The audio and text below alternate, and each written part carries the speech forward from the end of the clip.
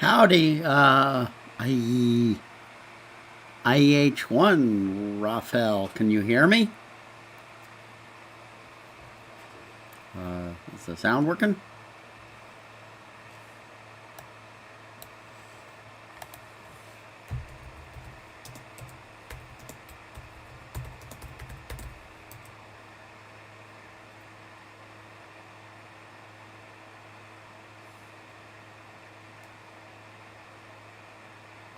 Yeah, frankly, um, yeah, I totally get that. It's probably wise. Um, Unfortunately, my position here kind of means I have to do that,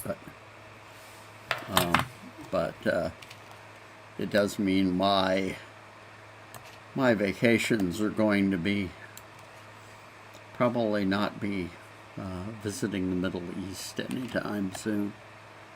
Um, Groovy, there's a couple of folks viewing already, and we're getting good. Oh,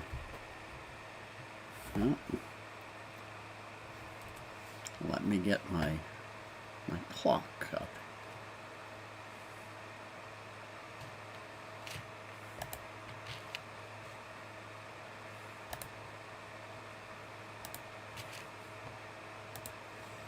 Okay.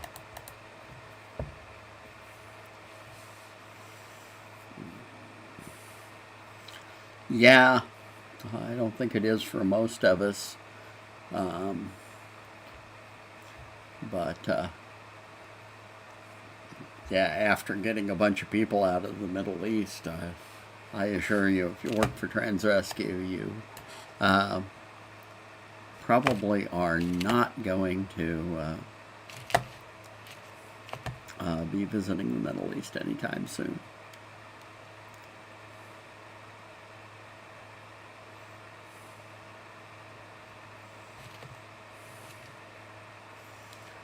Okay, it's top of the hour and people are here, so I'm going to respect that and go on.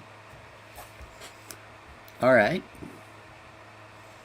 I'm Ann Ogborn, and I'm the director of Transrescue. We're a Dutch foundation. We get trans people out of dangerous places.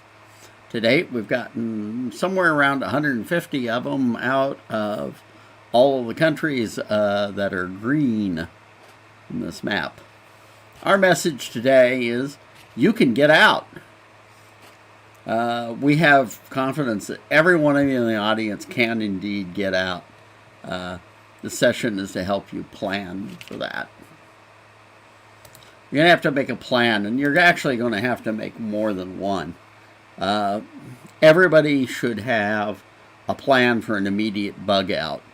What are you going to do if things suddenly turn bad? And that's probably some variation of grab my bug out bag that's sitting in the corner and has my passport in it, and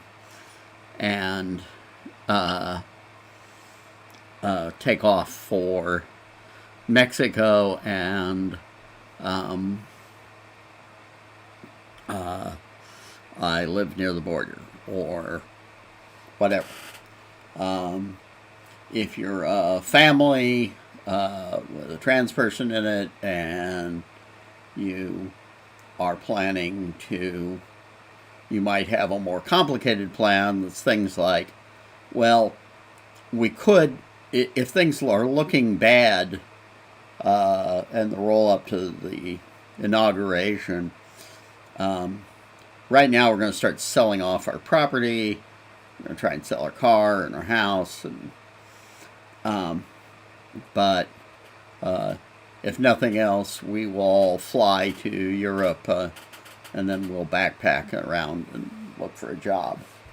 But we'd much rather have 6 months. We can avoid selling the house at a loss, and let our child finish out the semester in school. We'll interview remotely and try and find work and get an EU company transfer. So that's kind of thing you want to do, is to have some plans for that take different amounts of time to implement.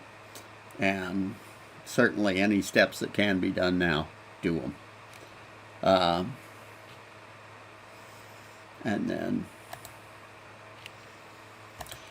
the first step in any plan is to get a passport. You can get one from this website. We will, this is the official website. You probably want to use the urgent travel service. Say that you are going to Canada, you will have to, on the day you go to the appointment, you'll have to demonstrate that you have a ticket or something, but to demonstrate that you are actually traveling.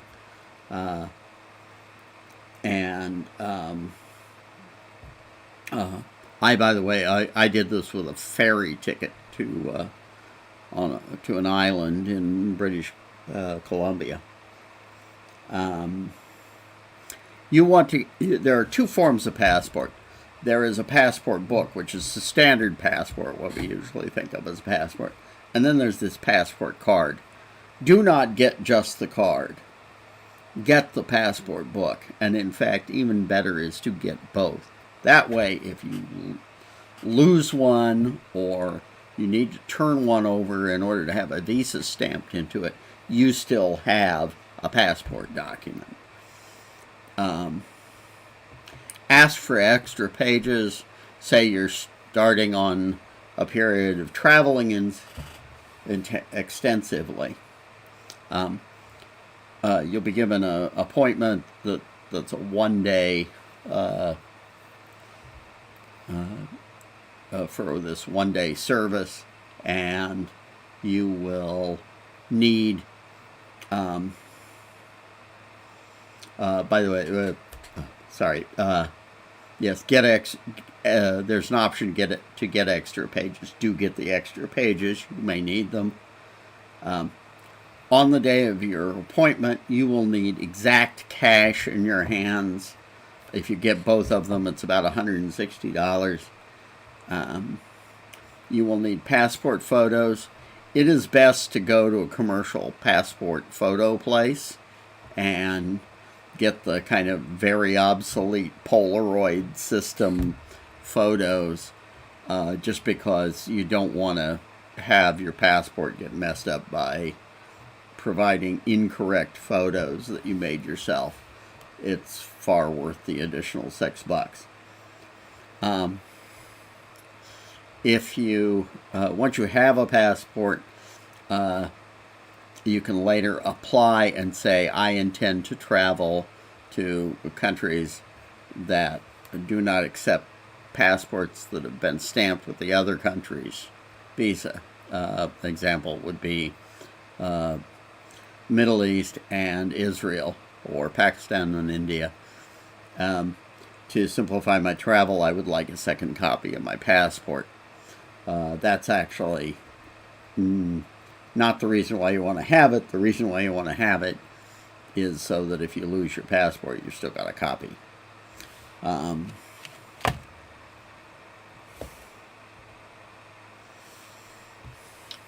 Beyond that, there are a few questions you have to decide for yourself.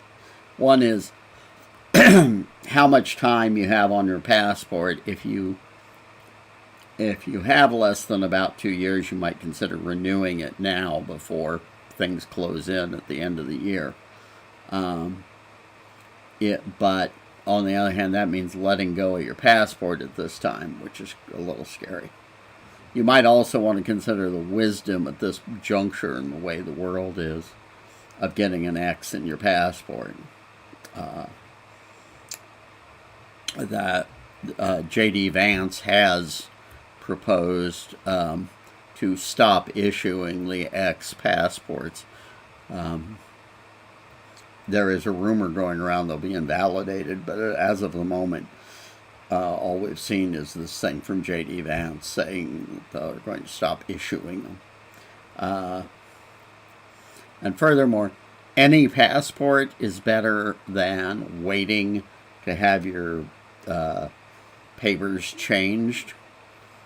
So it is better to have a passport in your dead name, an incorrect gender, than to have no passport at all. So don't wait. By the way, I should say, anybody who's got questions, feel free to jump in. This is more about answering your needs, so feel free to tell me what's going on in your life in the chat, and we'll talk about it. The talk is just there to provide a structure around that.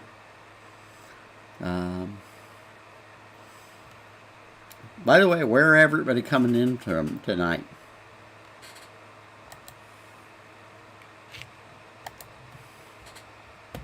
So the next thing to consider is there's a lot of interpersonal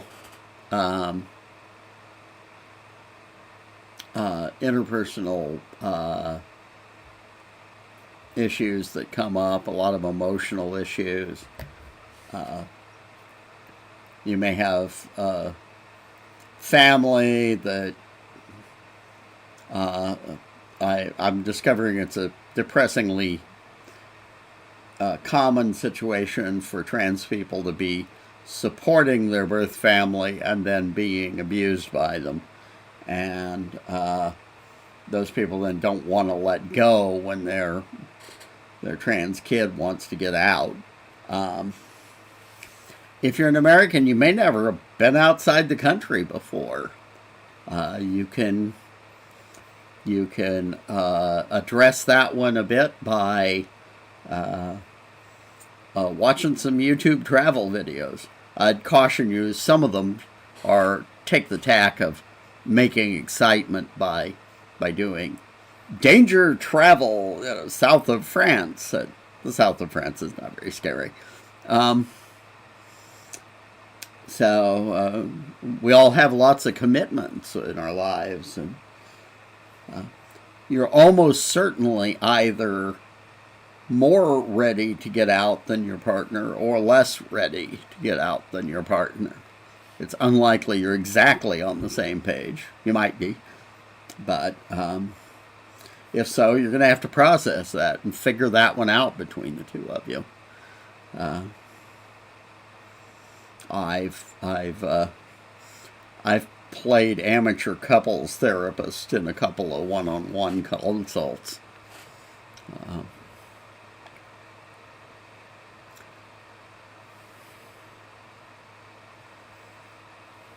Questions, comments?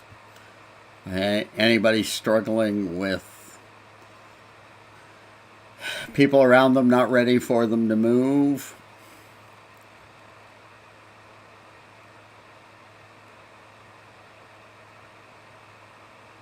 I'm hoping my sound's working. I guess somebody did respond to something I said. Okay, we're on to how to get out.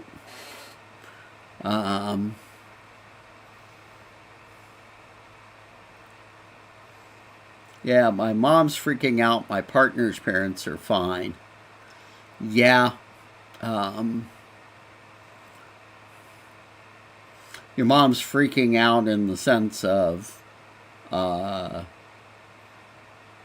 she doesn't want you to go, or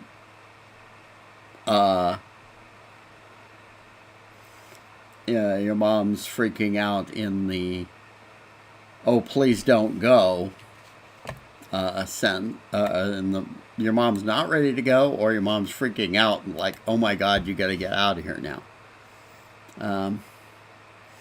You're never going to come back. Yeah, she's 75. I love her, but it's irrelevant.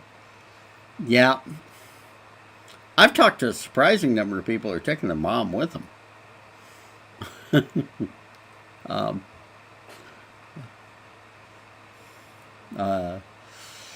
Cy, the trans kid, always becomes the caregiver. We're in a bit in the one of us is ready, one is less ready boat, but working through it. Yep, just something you got to work through. So, let me suggest that planning is always good, even if most of these steps, like getting a passport, are not that destructive, and so you certainly want to do that, even if you're not really ready to leave yet. So planning is something you should go ahead and do, but leaving is something you should do when you decide to do it. Okay. I have surgery scheduled for March. Ouch. Trying to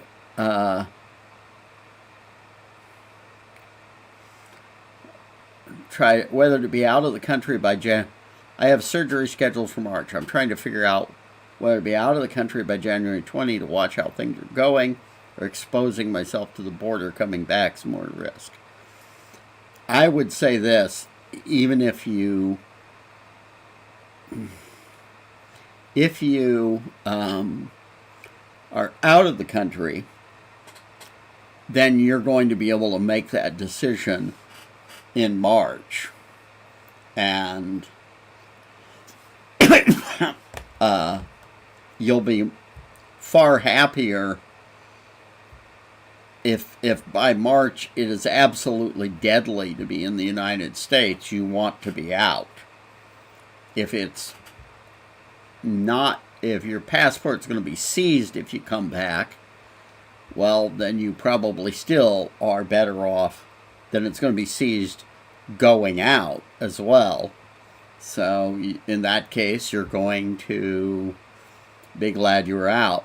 And if things are okay, then you can come back in.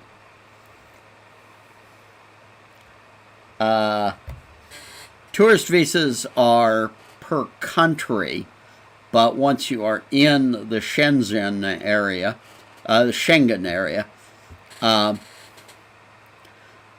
no, the limit on how long you can remain. For those who don't know, the Schengen area is most of Europe. It's a common area within which there are no border controls, and there's a single. Once you have a visa to any country within it, you can come and then pass freely among the countries that are members. For Americans, that's basically 90 days. And then you have to leave for 90 days. More to the point, you can't have more than 90 days in Schengen in any 180-day period. Tourist visas are actually issued by the country, but any Schengen area visa will count against your 90 days. So if I've spent 90 days in Italy, I can't then go to the Netherlands. What you can do is bounce indefinitely between the Schengen area and the UK. The UK is also 90 days. So you can ping pong between the UK and Schengen for as long as you want.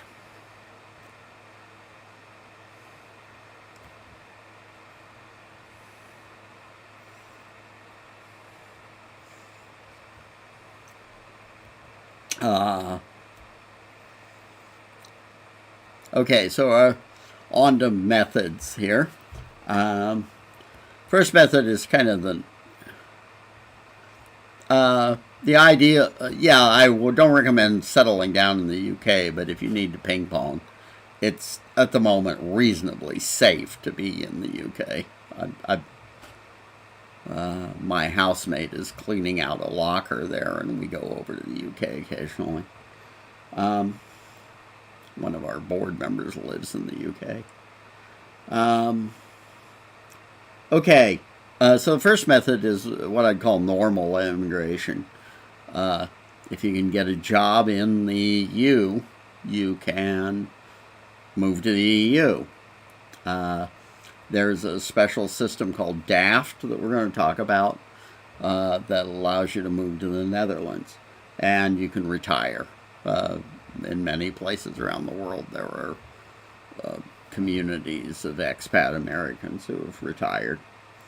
A rentista visa is a visa that lets you work in one place while living in another.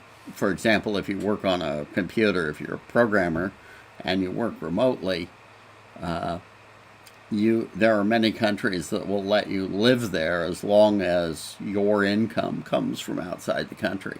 That's because countries want a favorable balance of trade. We have a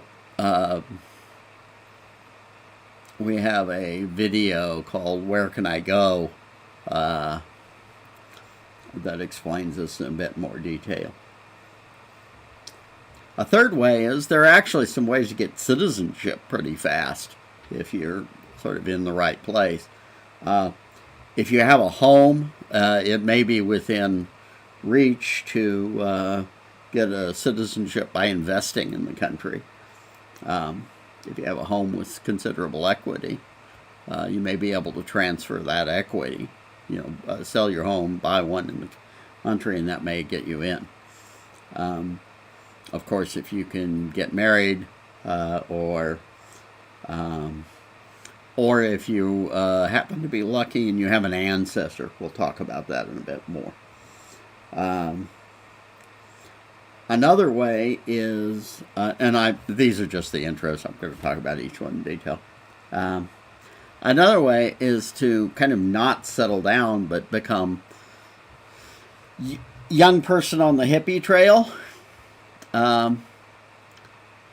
Uruguay's great. Uruguay's a great choice. Argentina is a great choice.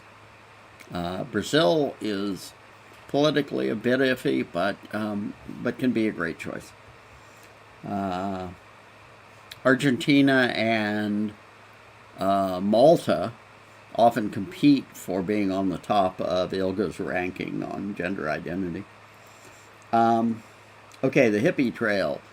There's something called volunteer tourism, where you do some kind of volunteer work, and in return you're given housing and food. You can just keep moving from country to country under the tourist visa time limit, and oftentimes you can just live somewhere cheap, and they're basically pretty happy to have you as long as you're an American who's obviously not just there working in the mines. Another possibility is to de facto live in Canada, but make it appear that you live in the United States by living near the border and going back and forth. Brazil had a kind of scary Trump-ish guy elected, Bolsonaro, but he's kind of fizzled out. He's kind of done a Trump first term thing of he did some bad things, but then he's kind of wandered off, and Brazil's okay at the moment. We're not overly concerned about Brazil. And we've routed, for example, a few people from really dangerous places into Brazil. But South America in general is great. A lot of the countries in that northern part of South America, Colombia, Suriname, Ecuador, offer rentista visas, and those can often be an easy way to get out. Suriname's pretty easy to get into. Lots of expat sites will tell you about options for getting into those places. Okay, so, but yeah, basically, remember that there's somewhere around 1.6 million people out wandering around as refugees at this moment, and they're moving around. And they often came with very, very few resources, and yet they're doing it. So you certainly can do it. You can, and there's also a very large number. It's about 600,000 people, mostly young adults, who are kind of doing this perpetual traveler, volunteer tourism thing where they just travel around the world and are having fun. Very common. In Europe, this gap year is very common, where people take a break between high school and college. It's called a gap year, but it's sometimes more than 1 year. And so you certainly can take advantage of all those resources and support for doing that, and just join them. Okay, ways that don't work. We'll talk about some ways that don't work, notably asylum, which anybody who came here looking for asylum advice, our advice is you can't get it. The United States does not currently have conditions that are sufficiently dangerous for trans people to warrant an asylum claim. And you really won't be able to make an asylum claim until long after it does. Okay, so the first way is just find a job overseas. Go out and start pounding the pavement and get a job. If you can find a job, then oftentimes you can apply for a work visa. This may be easier if you're in some places than in others. Remember that there's always constant demand for things like English teachers. As an American, you have an advantage. You are in demand as an English as a second language teacher. And this may be a more satisfying way to live than, or this may be your ticket out. Of course, if you have tech skills, you're in demand everywhere. And so usually the way this works is that you get the job and then the employer pays for the costs and has to be involved in the process of getting you a visa. So if you have some amount of savings and are old enough to be saving for retirement,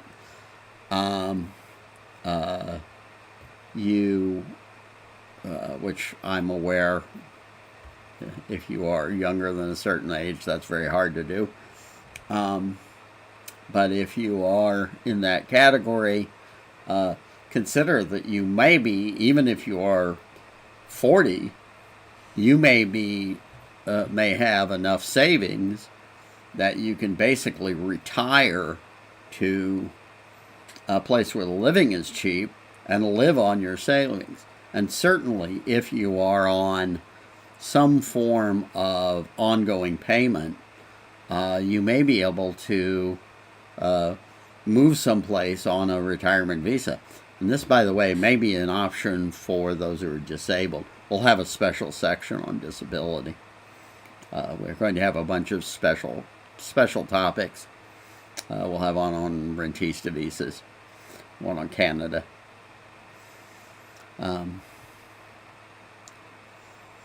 Okay, this is an important one. if you can call yourself a highly skilled worker, which generally means you have a college degree, yeah,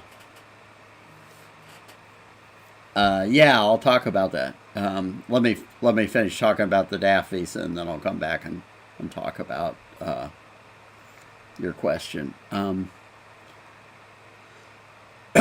The DAF Treaty, the Dutch-American Friendship Treaty, allows you to move to the Netherlands as a permanent resident if you take 5,000 euros, put it in a bank account, and establish a company. That company, by the way, could be a BV and could then hire people. Of course, you're going to have to somehow make the company make enough money for those people to at least on the books,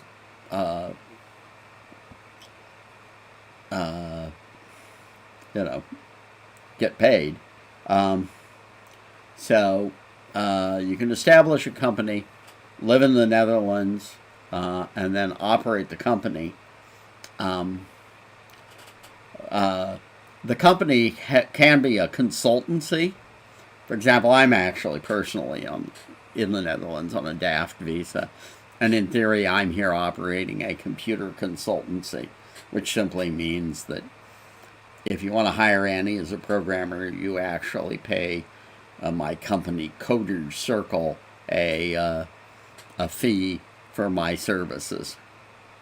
There is a requirement. You have to be a highly skilled worker.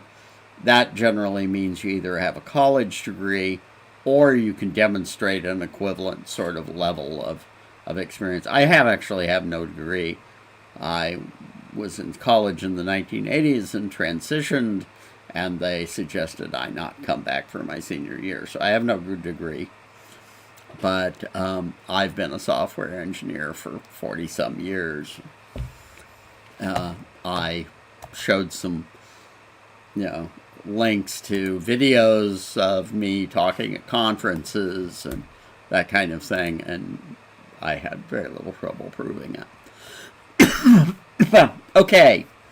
Countries that would fall into the cost of living is wildly less. That's almost everywhere outside of Europe and North America.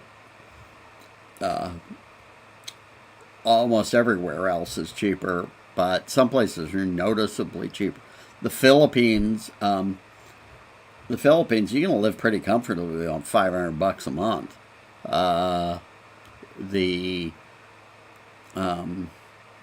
That's actually the mean income is 440 euros, which is about $480.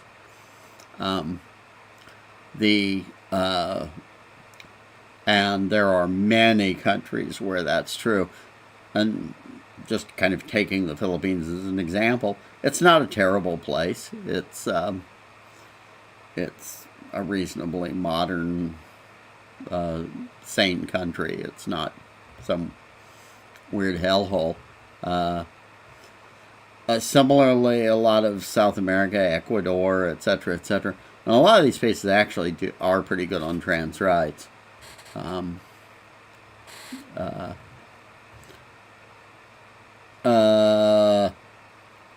Honestly, being an English speaker only, that's a little more variable. There are 192 countries in the world, and I can't run through them all, but there's a fair number of countries where it's not a severe detriment. My own Dutch is kind of broken, but I get by. My biggest impediment to my Dutch improving is that if I speak to someone and they hear I'm an American, they will immediately switch to English. So even if I start out in Dutch, they're going to switch to English, and then I never get to practice my Dutch.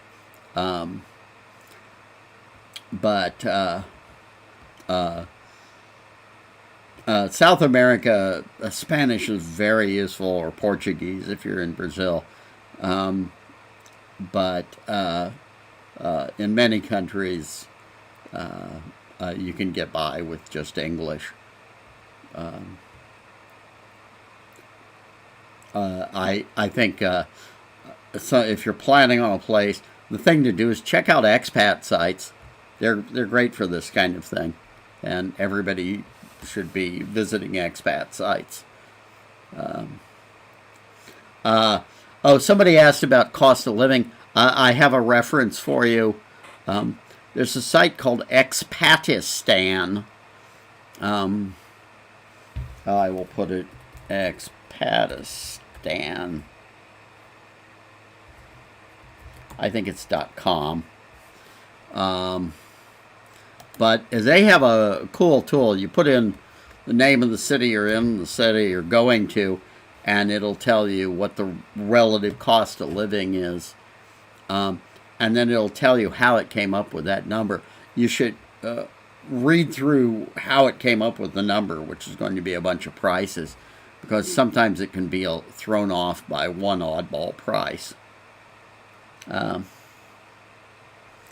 Learning Dutch is a great use of your time if you're planning on using Dutch. Yes, landing here with some Dutch is wonderful. Yes, Duolingo, Dutch YouTube, and another source for how much people speak English is travel sites like Lonely Planet and WikiTravel. They often report how much you can get by with English.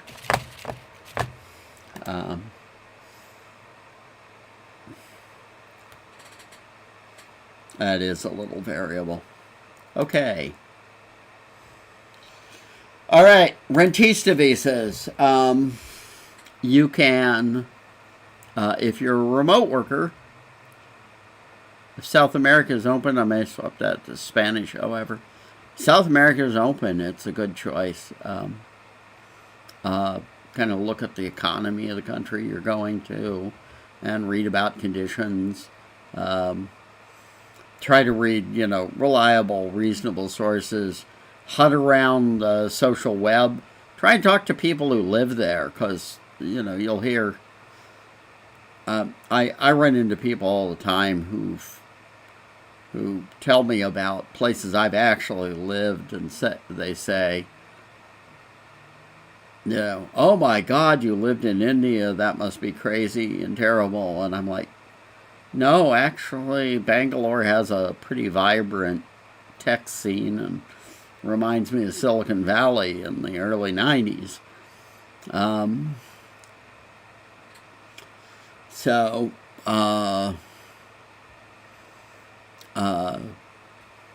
right. So, if you can demonstrate that for the past year or so, you have made about $24,000 and you work remotely, you can get a rentista visa. This makes you basically a permanent resident. You've got you can rent a place. You can do all of the kind of normal turn on electricity, those kinds of things, and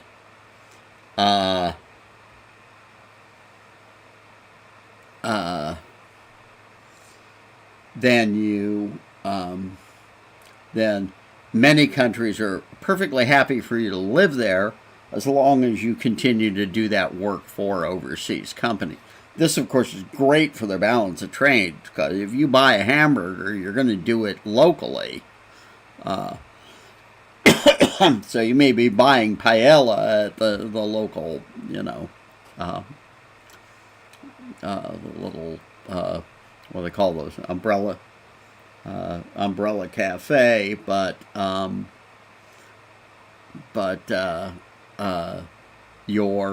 that money is flowing directly into the economy. So,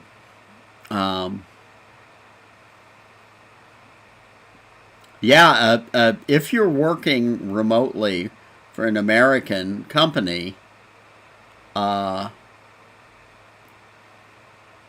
let's see here. Ostensibly, I'm working in Canada. Okay. If you do freelance setup, yeah, you can set up an American LLC and then get paid. You don't even have to set up the LLC. You just can get paid. But as long as your money is coming to you personally, if you have an LLC, of course, at some point you'll have to transfer it to your personal account to spend it. And when you do that, then you'll be importing it into a country. So you can do that, certainly. Canada is not a place with a rentista visa, but there are lots of other countries that are.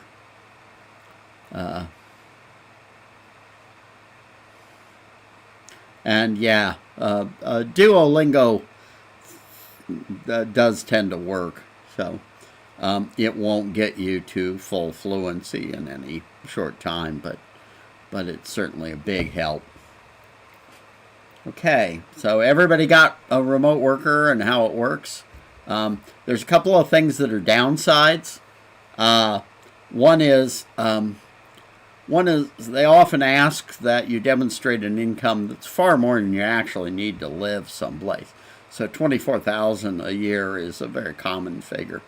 The other is sometimes they want you to demonstrate that the amount is the same every month, that it's from essentially a pension or that type of thing. And of course, that kind of constant value is rarely how remote workers work. If you're working on gigs, if you are a graphic artist and you do gigs,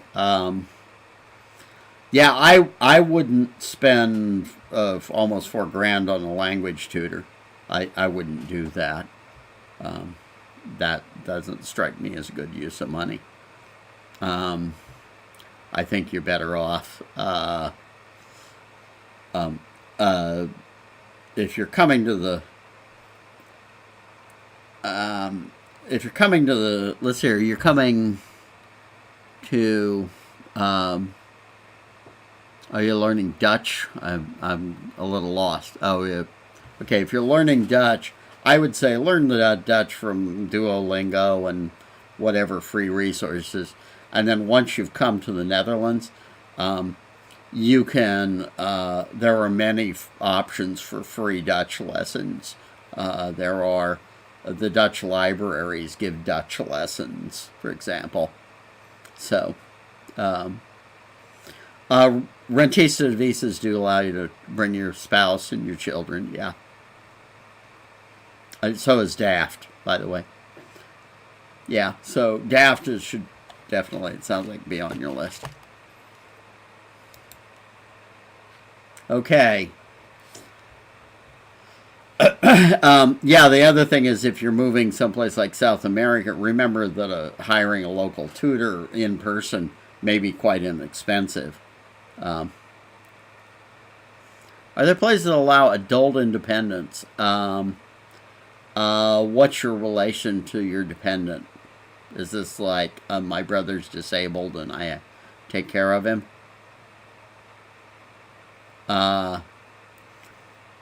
Yeah. Once you get to the Netherlands, the Dutch library system has these conversation things where you can go, and they have groups where you all talk in Dutch. There are formal lessons. There's a network of community centers, and any city will have a community center near you, and that community center almost certainly will have Dutch learner programs. Ours is literally next door.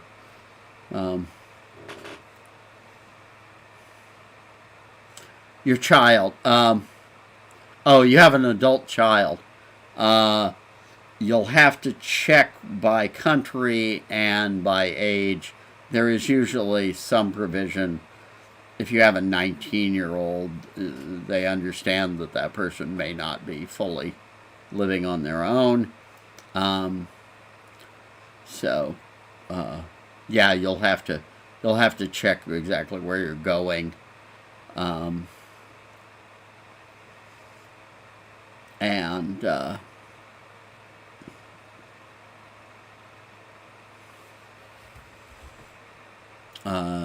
is this somebody who is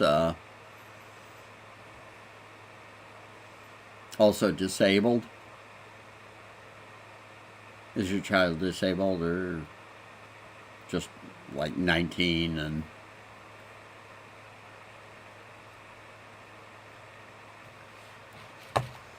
Okay.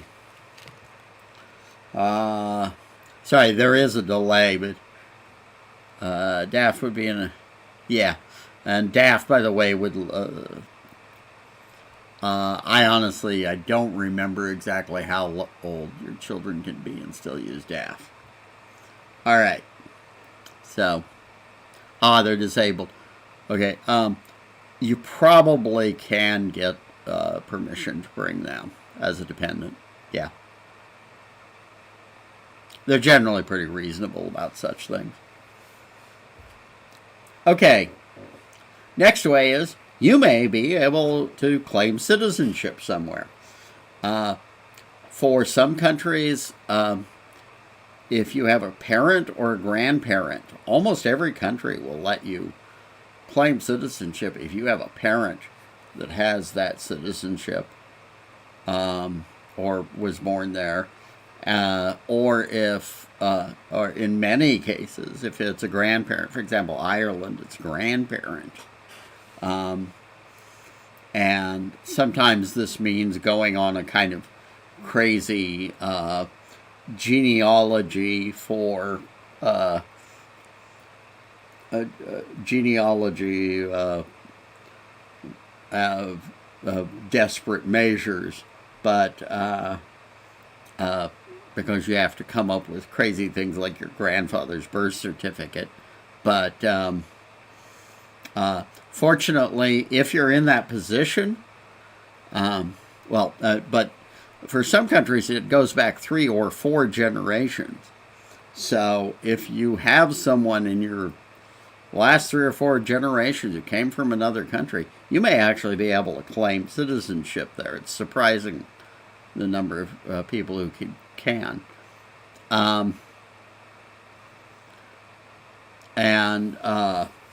If you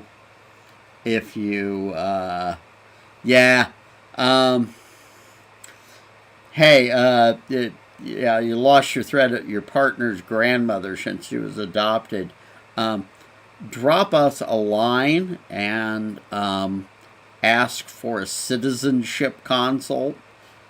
Probably put that in all caps in the subject line, but drop us an email. We have a specialist on staff who's an expert in getting citizenship by descent, and Will, and we'll set you up with an interview with Will. Okay. A second way, if you have $250,000 to invest, you can invest in almost any country. The amount varies, but and generally the more attractive the country, the higher the amount is. But it's usually around $250 for like European countries. They are perfectly happy for you to move in, invest in a business, and then they'll hand you citizenship. There are places where that amount's as small as $50,000. That may seem like it's kind of irrelevant for most of us, but if you own a home, you may have quite a bit of equity in that home. And if you cash out the home, quite often you can real estate will count as your investment. So you can purchase real estate in your new country, and citizenship will come with it.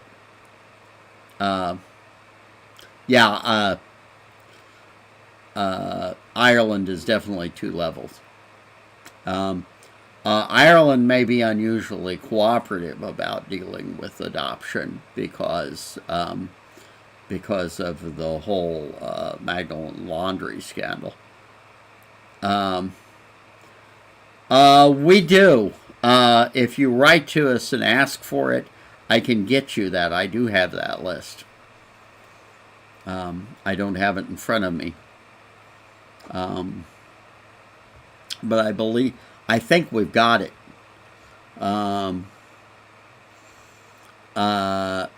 The third way you can get citizenship is to marry somebody from that country. And that's fine, except do not do a sham marriage.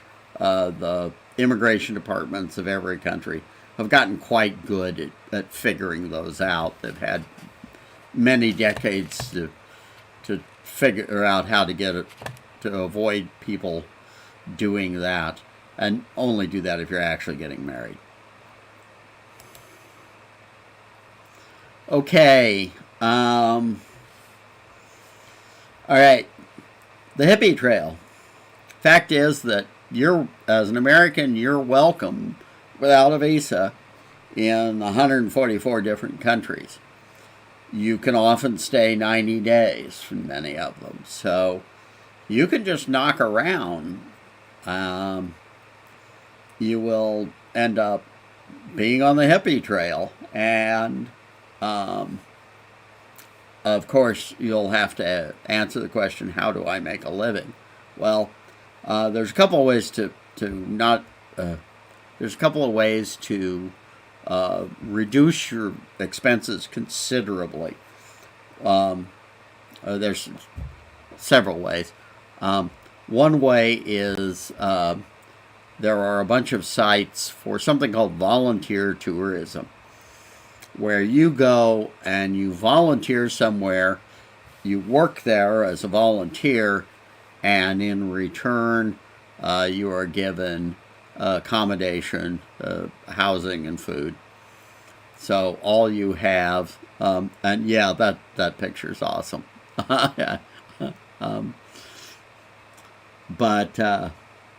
Okay, so the balloons on the picture. Woofing is willing workers on organic farms.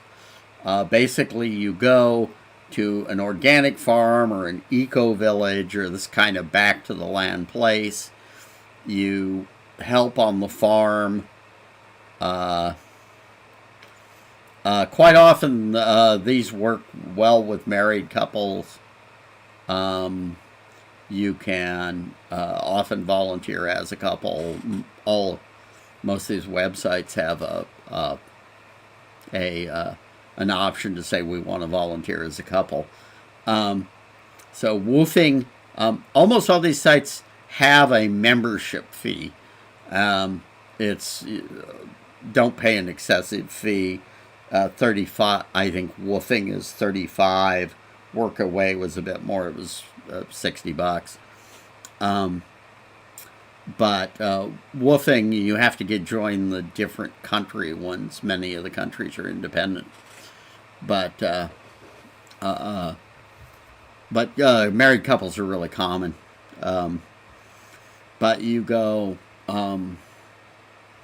Workaway tends to be more working with NGOs, so quite often it's teaching English to children, or helping out in a hospital, or doing that kind of thing.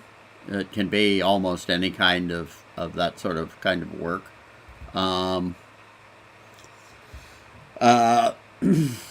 But this can really cut down on your expenses, and you can go for years. Not to put too fine a point on it, there's plenty of under the table work out there. But if you're willing to adopt this kind of lifestyle, it's definitely a way out.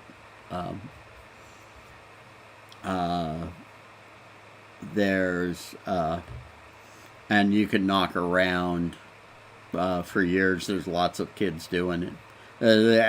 One paper put the estimated number of people doing this at about 600,000. So, yeah, there's plenty of ways to be out there and just kind of be footloose and fancy free. And once you're away from the places where everybody's trying to move, who's a refugee, nobody is too worried about you being in the country. Especially if you're perceived as an American. I'll tell you the truth, some fraction of those kids that are out there have parents that are supporting them, and so they tend to be bringing money into the local economy. Okay. Another possibility, if you're young, there are au pair programs. You can volunteer for the Peace Corps. You can join the U.S. Peace Corps. Bizarrely, it's a way of getting out of the United States. So, all right. Okay. Another possibility, if you live in Seattle or Tacoma, and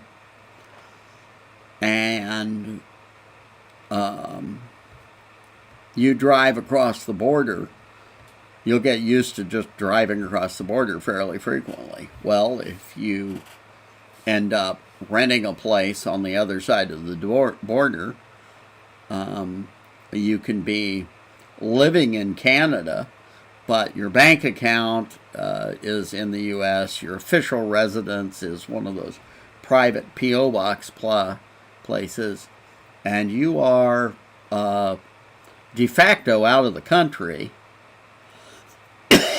but appears you're in the U.S. Now, if you're a remote worker, great. It doesn't look to the Canadians like you are working in Canada. If you are, you can stay up to 6 months, but it makes a lot more sense to be going back and forth, so that it looks more like you're a frequent visitor, rather than somebody who's just moved there and don't like wait 6 months and then dash across for one night and then dash back. They're going to cotton to that you're living in Canada. It's far better to cross the border every month or two. Make yourself but you can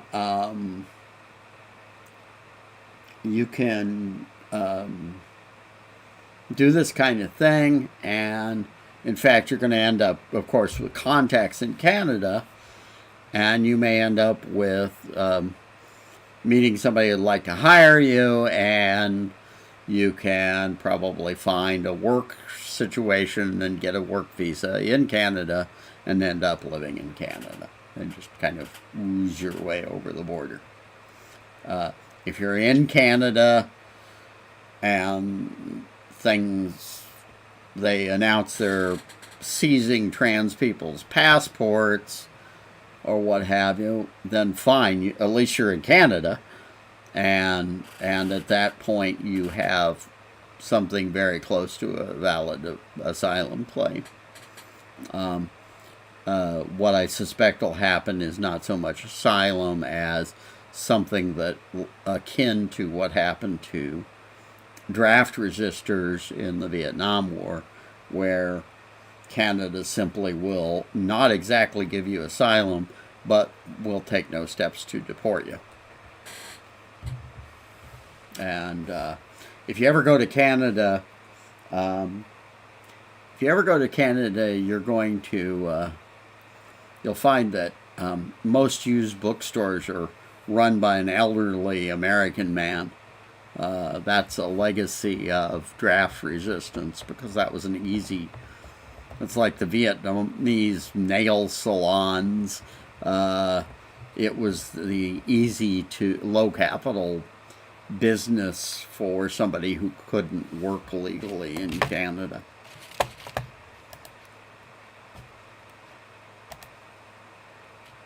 Okay, a few ways that don't work, things you don't want to do. First of all, asylum. In order to claim asylum, you must demonstrate that if returned to your own country, you would be subject to death, torture, long imprisonment, um, severe bodily harm, or conditions intolerable to life. And at the moment, trans people certainly cannot do that in the United States. So, sorry, just I'm going to be discriminated against is not sufficient for an asylum claim.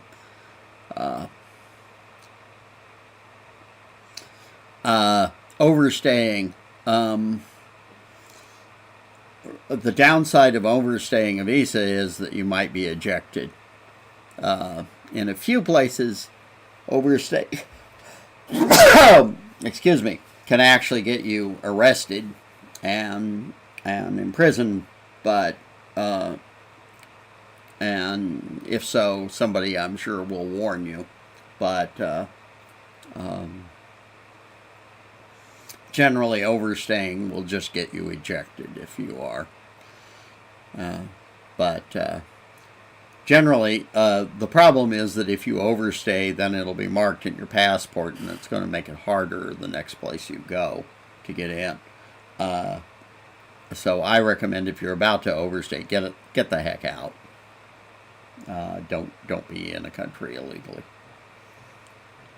Okay, and finally, many of you we're all being a community at this time. We're all helping each other. But there's one thing I would caution you against, and that is if you take someone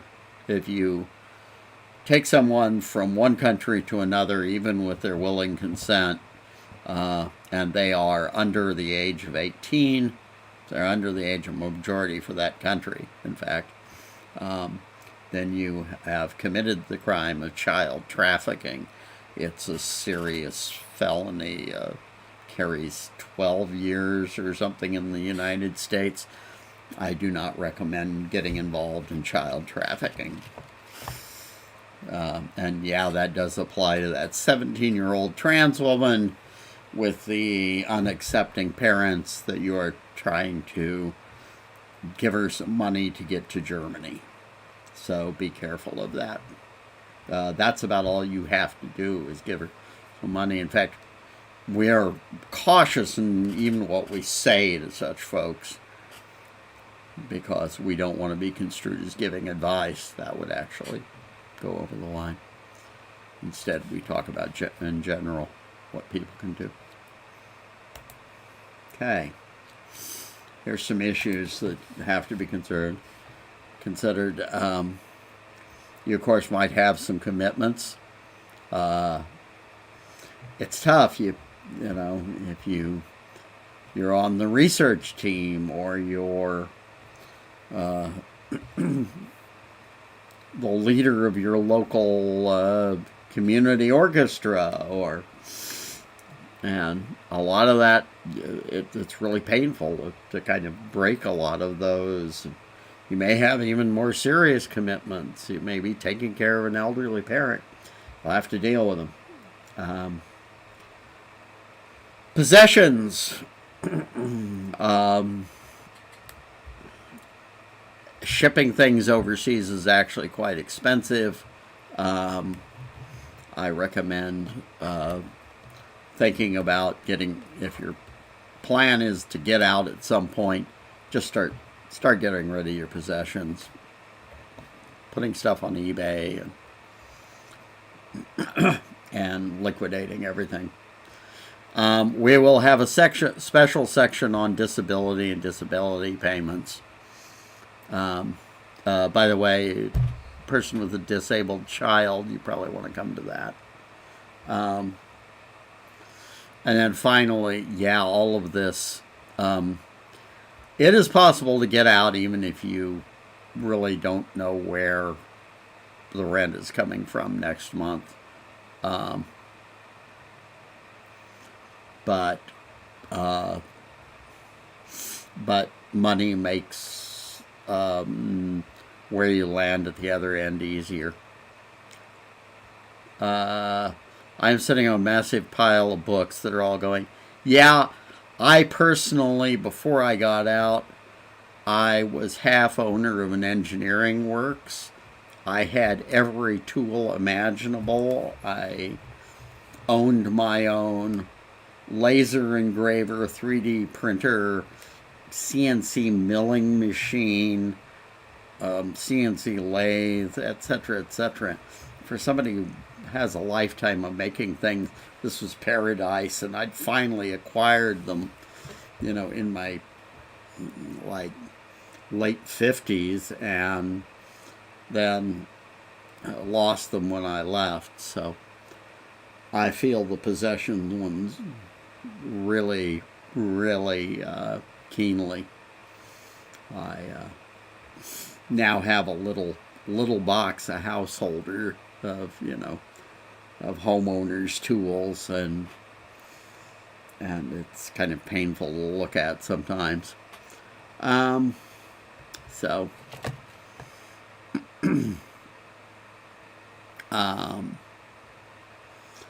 all right. So since you've all been patient and sat through my blathering, I've got a little present for you. This is our super secret email address, and we prioritize answering questions that are sent to this email address. So if you have questions, send them here. Okay, does people have other questions? I'm happy to be on for a bit. Answer any other questions, and then when when folks are done answering questions, then that's the end of our presentation, I think.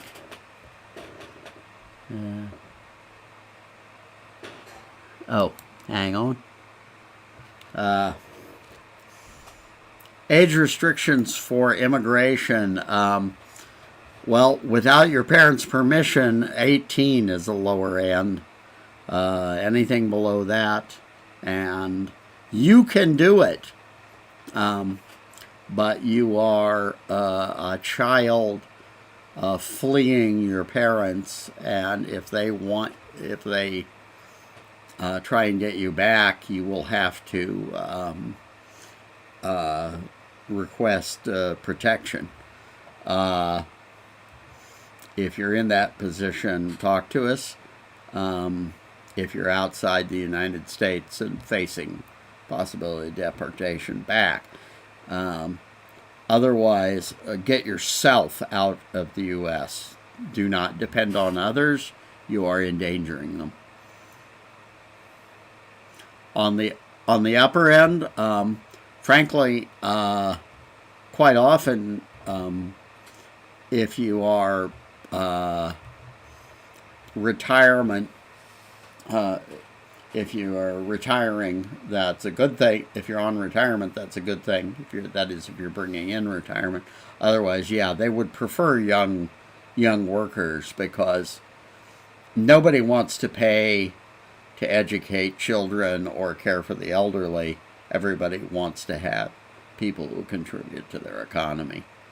So Canada has a points system, and the point system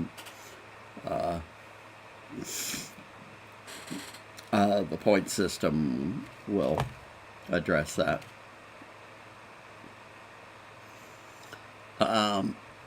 But no, I mean, if you're 93, you can emigrate. Okay, so the next steps. Come to whatever are relevant special sections. Get your loved ones on board. Formulate a plan.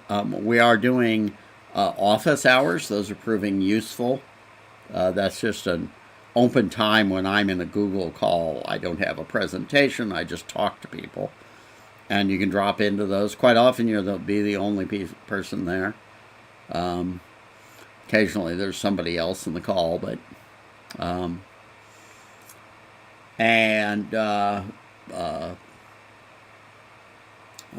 formulate yourself a plan, and then once you have kind of stick a peg in the ground. Don't keep dithering. Seeing people who are planning as a way of avoiding carrying out their plan. When you have a plan, carry it out. Get out of here. This is not a theoretical exercise. And I know it's scary to push the button and go, but you do need to go. Okay? All right, anybody have questions before we go?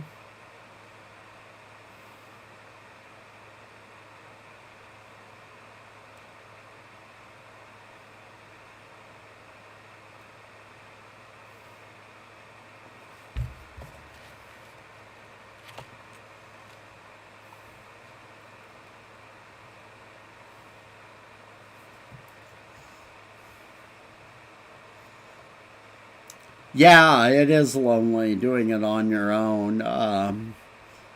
Drop in office hours. I'm happy to do if all you need is to have somebody talk to you about like what's going on. This is a time to reach out to other trans people. Bring it up in support group. Announce that have dinner at your house and say, any trans person welcome, and we're going to all talk about our plans for getting out and have dinner.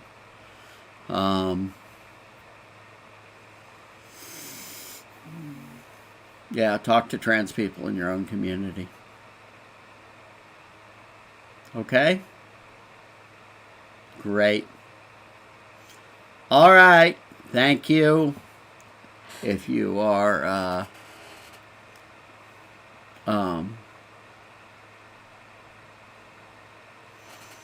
yeah, stick them on eBay, and stick them on Amazon used books.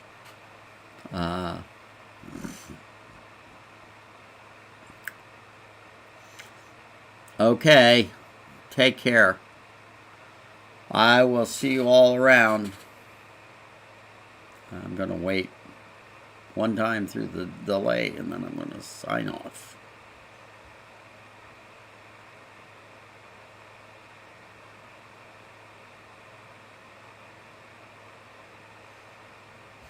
Okay, bye-bye.